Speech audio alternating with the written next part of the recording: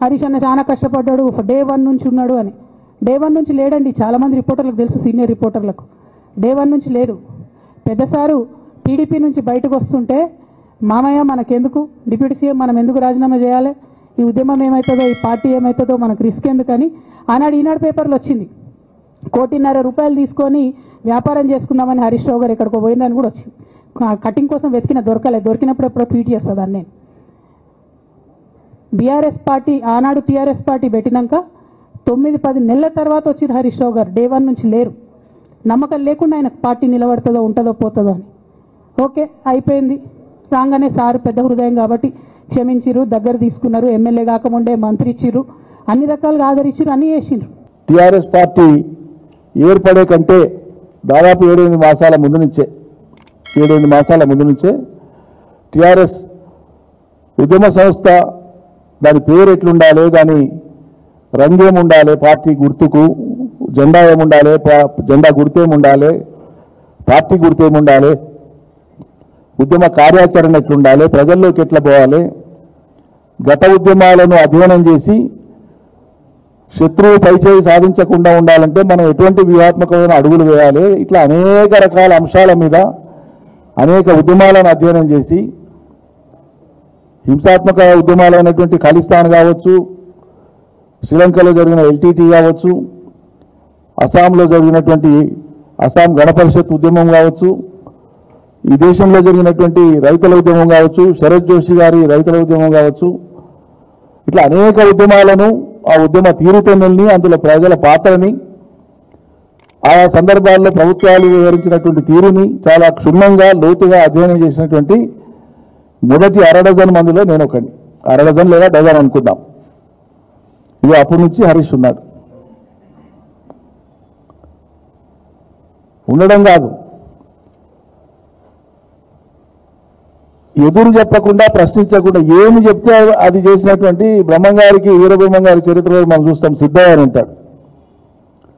నేను నా జీవితం నాకంటే హరీష్ 10-11 ఏళ్ళు చిన్నవాడు వయసులో.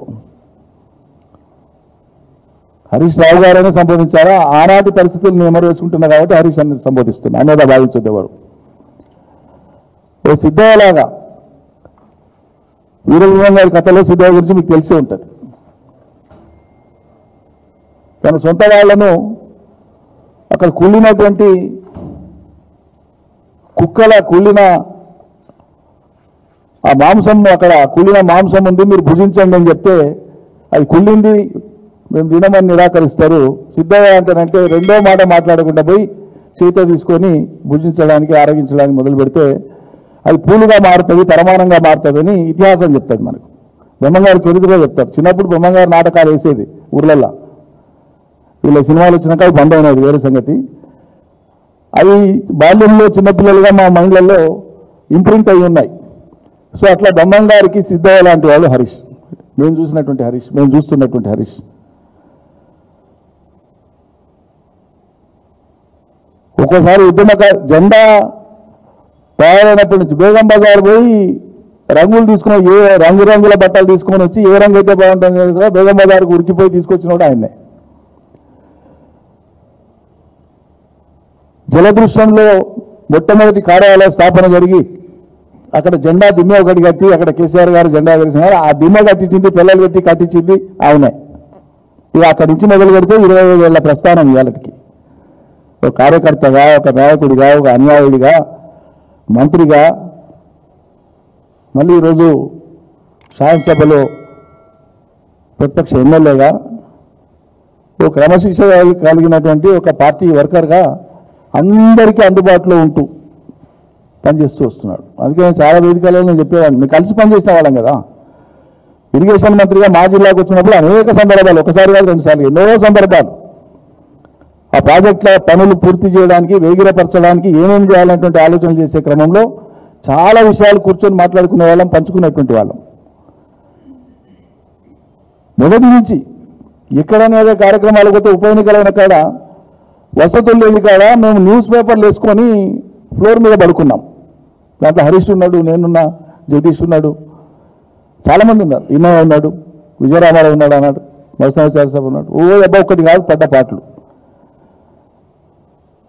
అంటే ప్రజల కోసం ఒక కన్విక్షన్తో ఒక అంకిత భావంతో ఈ మనం దీనికి పూనుకున్నాం, ఇది నెరవేరేదాకా కష్టాలైనా రాని మరణమైనా రాని మనం బ్రతుకుండంగా వస్తావా తర్వాత వస్తావా తర్వాత సంగతి, ఇది ఈ లక్ష్యం నెరవేరేదాకా పనిచేయాలని చిత్తశుద్ధితో పనిచేస్తూ వచ్చినాం.